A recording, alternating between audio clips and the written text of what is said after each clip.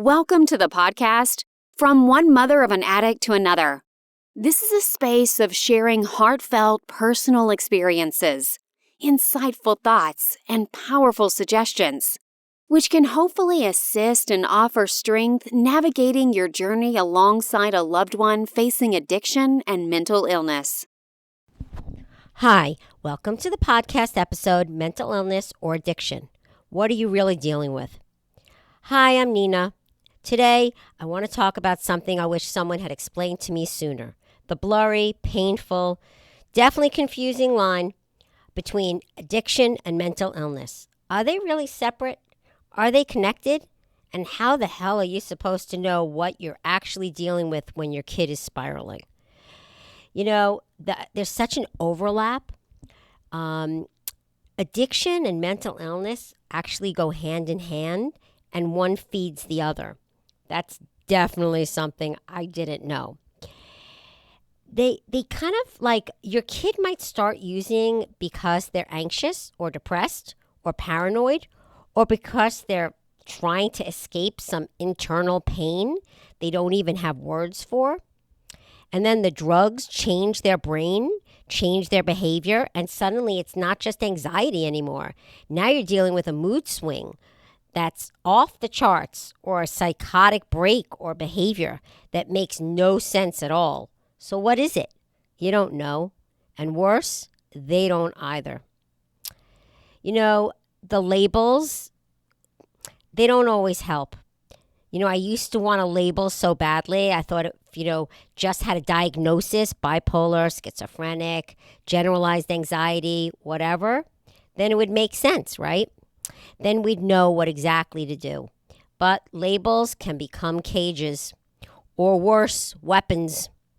When it's called mental illness, people offer sympathy.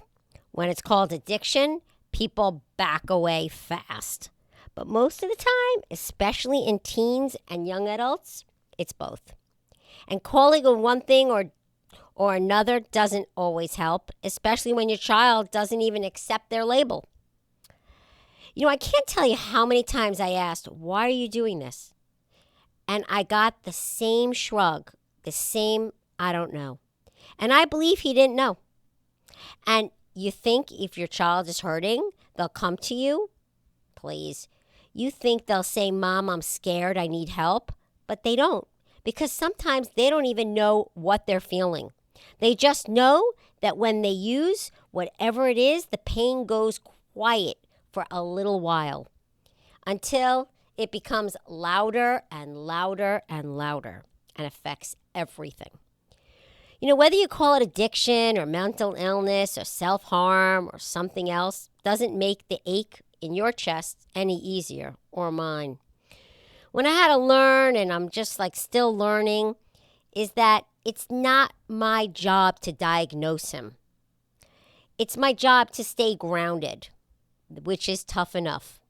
I tried to educate myself, I got support for myself, and to get help from people who actually know what they're doing. Therapists, treatment programs, dual diagnosis specialists. I spent so much time trying to be the expert, reading every article, going to every appointment, micromanaging pills and things and addiction centers. And after, OPI, it didn't save him. It almost took me down with him. I want to say this really clearly for anyone who needs to hear that today. You're not a doctor. You're not a magician. You're a parent. You are not supposed to know how to handle this. You are allowed to be confused. You're allowed to not have all the answers, and you're still a good parent. So hard to feel this way. So hard to even acknowledge at this point that you're even a good parent, because how could it be when things just don't turn out the way you think they're going to? You're showing up. You're still trying. You're still loving them. Even when you're screaming into a pillow or crying on the bathroom floor. That's what love looks like in this kind of war, which it is, a true war. So mental illness or addiction, maybe both, maybe it doesn't matter what we call it right now. What matters is that you're not alone. There are people out here who get it, people like me and maybe people like you. This isn't about finding the right label, which I always thought it was, actually. It's about surviving the storm long enough to catch your breath. And you deserve the breath, even while you're still in the middle of it. And boy, that sucks. Thanks for listening today. If this episode touched you, something in you, share it. Send it to another mom who's walking the same road, because sometimes just knowing someone else gets it, that can be the beginning of healing. I'm Nina, and I'll be back next week from one mother of an addict to another. Thanks for tuning in. I trust this episode brought you insight and strength, offering valuable coping strategies. Stay connected with weekly content, plus follow if you enjoyed, and be sure to journal for your own self-care.